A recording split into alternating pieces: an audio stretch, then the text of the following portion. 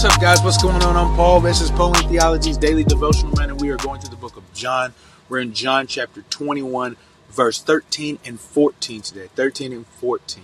We're about to actually sum up almost a part of this 21 chapter, and then we're going to head into a little intimacy between Jesus and Peter afterwards.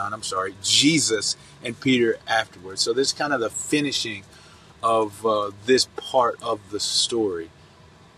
And what's happening is the first question we ask. So if you haven't read it yet, go ahead and stop the tape, see what it has to say, come back, answer the 4 questions. This is what we're going to do when you get back.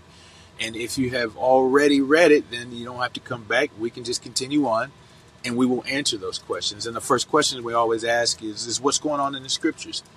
And we've talked a bit about it for those who haven't been here and this is your first time. Is Jesus making his final appearance to the disciples?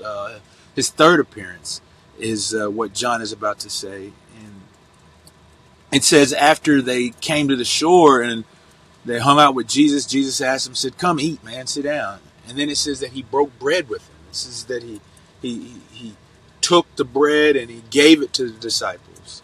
And he gave the fish as well. And then after that, John says that this was the third appearance, this third manifestation that Jesus has made amongst his disciples. So what does this say about God? I think one thing that's really powerful about this is that Jesus breaks bread with the disciples. We get to partake and share in the things that God has given us and the ability for us to carry those things out. I think a couple of episodes ago we talked about how we are responsible, that we have responsibility in the actions of this redeeming of the world, that God has given us a task and duties that we need to do. Now, it is only by the power of God, it is only through Jesus, it's only by his Spirit that we're able to accomplish these tasks, but this is our responsibility and the work is ours. Jesus said, "Bring me the fish that you caught." And now, as the disciples come and they sit, they get to eat and benefit in the capture that they had as Jesus cooks them a meal. And so they get to participate with Jesus in both the actions of Jesus allowing for them to catch that fish, and then the disciples actually physically catching the fish. So what does this say about God? It says that God is actively participating with us to bring glory to his name and redeeming the world. Dude, that should just make you stop and share in a blessing.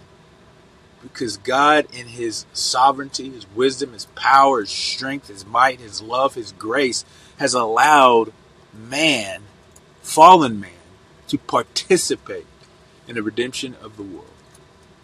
That's how good God is. And that just moves on to the next thing is what's this say about man, is that we are participators, man. We are not idly on the side watching.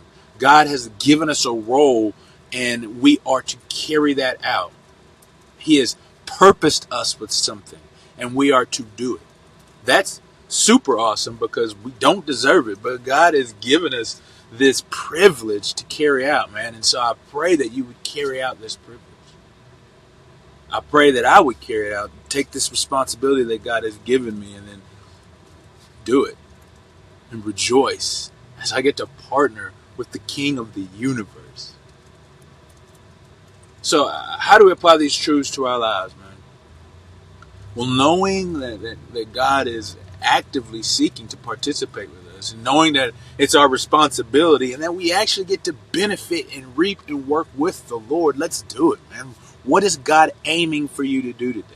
If you don't know, read the scriptures, because I'm going to tell you what, they say clearly that we are to tell others of his goodness. So that's number one thing. If you don't know what to do, if you don't have any clue as to how you're supposed to go about carrying out this work that God has called us to work in, well, share the gospel. Share the gospel. And then after that, read the scriptures. That's how you get to know him, is read the scriptures, study the scriptures, pray, and be in devotion with him, to to commune with him. Sit in silence and listen for the Lord as he speaks to you by his Spirit and through his word. That's number 2. So those are 2 things you can do today, is read the scriptures, pray, listen to the Lord, and then testify to his goodness to a person today. But I know that God has something calling on your heart that he wants to participate with you in doing. And so do that today. Hey, I appreciate you guys for listening, man, and I will see you in the next episode.